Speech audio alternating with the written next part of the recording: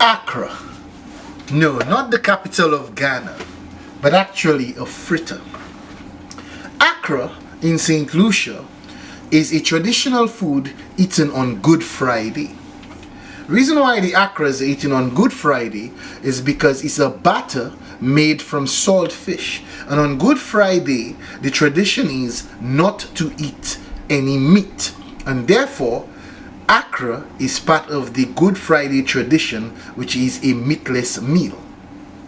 Now Accra is very prominent and well established, or it is a type of meal or food that you can find all the way from Brazil throughout the Caribbean, like Barbados and Trinidad, all the way up to the Bahamas as well.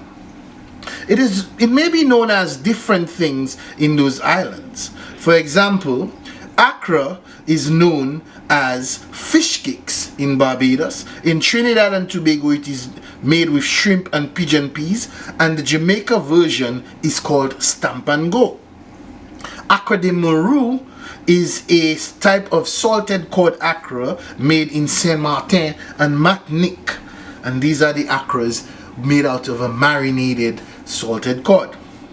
Now those are all fritters, fried in oil. We will do another video on oils, on the history of palm oils and coconut oils, but right now we are dealing with Accra. Accra, which is synonymous, or you can say that it has the same name as the capital of the main city in Ghana, Accra. So these are actually fritters.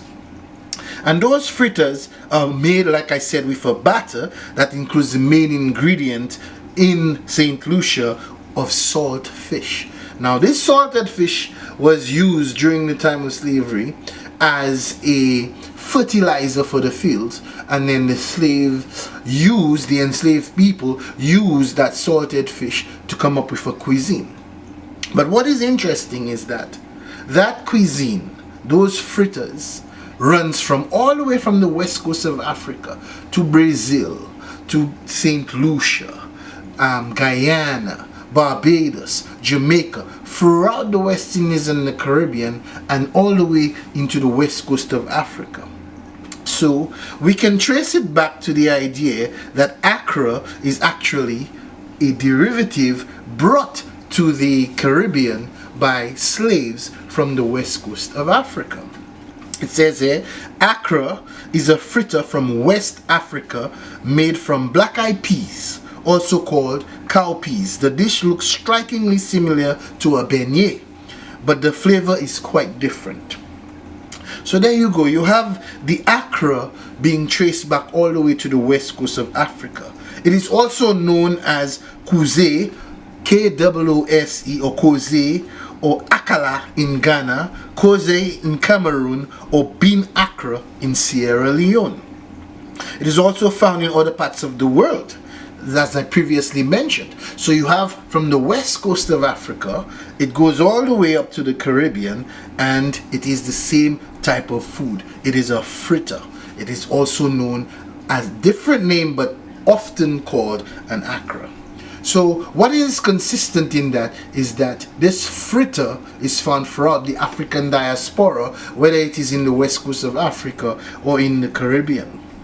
Okay, so let us get a final breakdown on the Accra. The Accra, also called Accra in Senegal or Koose in Ghana, is a popular breakfast staple in Nigerian homes and a very popular street snack. You will commonly find Nigerian Accra being sold by street sellers on their own or as part of what is locally called Accra burger, where a local bread favorite called egege or ajeje bread is stuffed with several pieces of Accra. In this Nigerian Accra recipe, it is shown to be used almost identically to how the Caribbean people and the Brazilian people use Accra, which is a fritter. So basically we take one word, Accra, which is used in the Creole island of St. Lucia traditionally as a Good Friday food, because it incorporates saltfish in it. But what is important to note is that this fritter style of food is something that is common throughout the African diaspora, whether it be in the west coast of Africa, Nigeria, Ghana, Senegal, Sierra Leone, Brazil, Barbados, and like I said, in St. Lucia, but also Trinidad and Tobago, Guyana, and the other countries. Jamaica have a form of Accra. It may be known as different names, but it is still the same. So what this brings us back to is the idea that there's a people that came out of the west coast of Africa and brought their food traditions with them into the Caribbean, into the diaspora. So finally, we'll just have a brief look at the city of Accra in Ghana. So Accra is in Ghana, but it is the capital, the largest city of Ghana, located on the southern coast of the Gulf of Guinea, which is part of the Atlantic Ocean. So there you go. You have the linkage of, on the west coast of Africa, you have a city in Ghana called Accra. But you have a fritter which is called Accra throughout the Caribbean. And in Sierra Leone, it is called Accra. Possibly because slaves returned to Sierra Leone after slavery, when the Americans and the British sent some slaves back to Sierra Leone.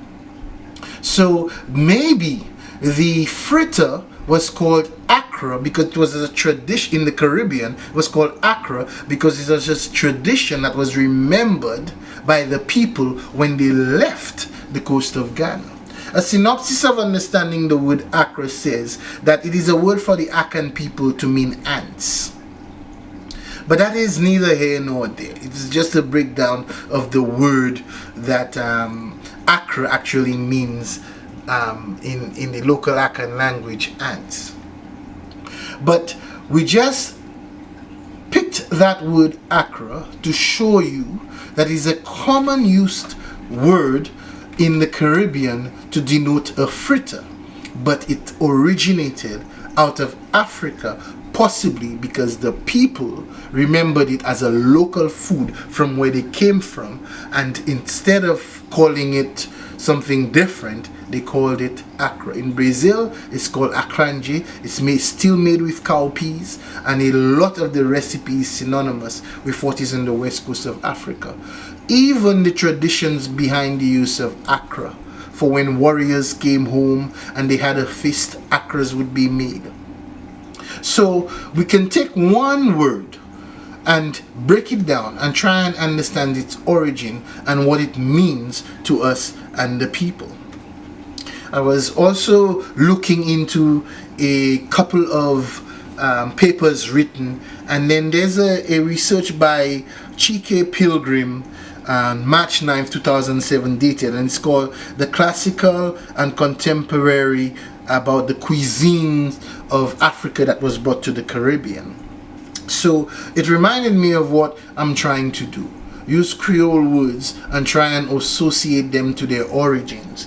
And this professor gave this lecture, and she broke down the ideas of the derivatives from Africa that was brought by the enslaved people, which can still be found in the diaspora, the Caribbean and the Americas today.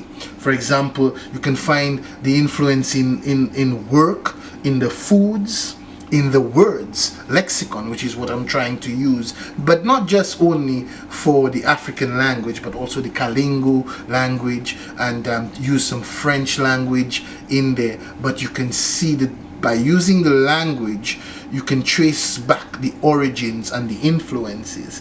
It also speaks of the grammar, the idioms, the musical instruments, which we have not touched on, but we can look at the taboo or the goat skin drums that were probably originated from Africa and brought to the Caribbean by the enslaved people. Religion. Now the popular religions, Christianity and Islam, but there's the remnants of the practices of the West African still found in certain practices in the Caribbean, in Brazil and other countries. And masquerade. masquerade is an important one. When you think of masquerade, you think of carnival and costumes and using paraphernalia to denote ideas, and this is the masquerade, the mass.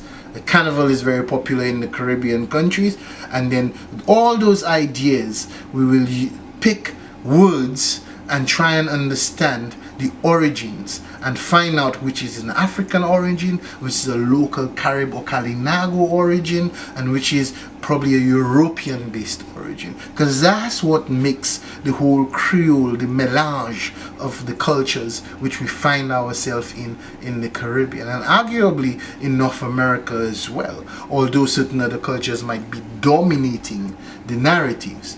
But in this case, what we can do is try and give an understanding and shed light on the narratives which are not the most popular ones or most well looked into. So today we looked at the word Accra and realized its origins, and we discussed what it could mean to our understanding of, for us in the Caribbean, in Brazil, and in the west coast of Africa. And so I ask you to like if you find the content interesting, subscribe, and look forward to bringing you a lot more. Idikui Kwa.